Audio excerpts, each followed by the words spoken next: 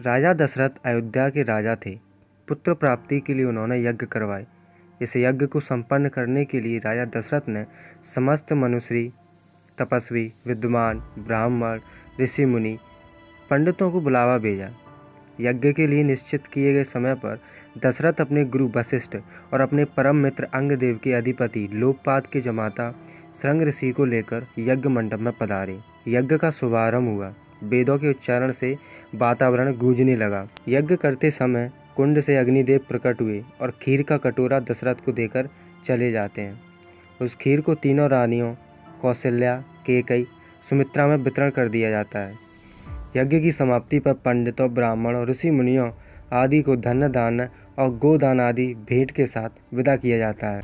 खीर खाने के बाद तीनों रानी गर्भ धारण कर लेती हैं और उनसे राम, लक्ष्मण, भरत, शत्रुघ्न पैदा हो जाते हैं। क्योंकि राम जो विष्णु का अवतार थे, इस कारण सारे देवता अपने विमानों से बैठकर पुष्प वर्षा करते हैं।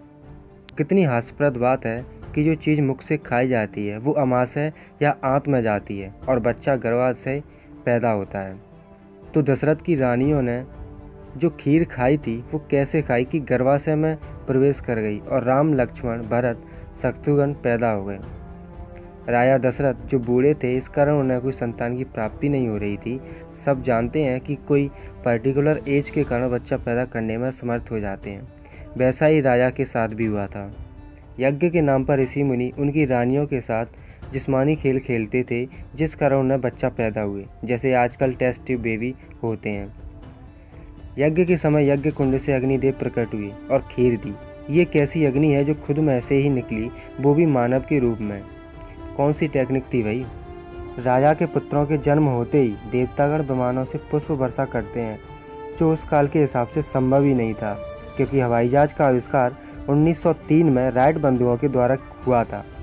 तो हजारों साल पहले कोई देवता उस पर कैसे बैठ सकता है।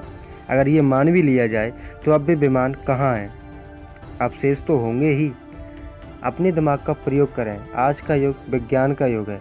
आज का युग शिक्षा का युग है। शिक्षित होते हुए भी इन कपोल कहानियों पर विश्वास करोगे तो आपके पढ़े लिखे होने का कोई मतलब ही नहीं बनता।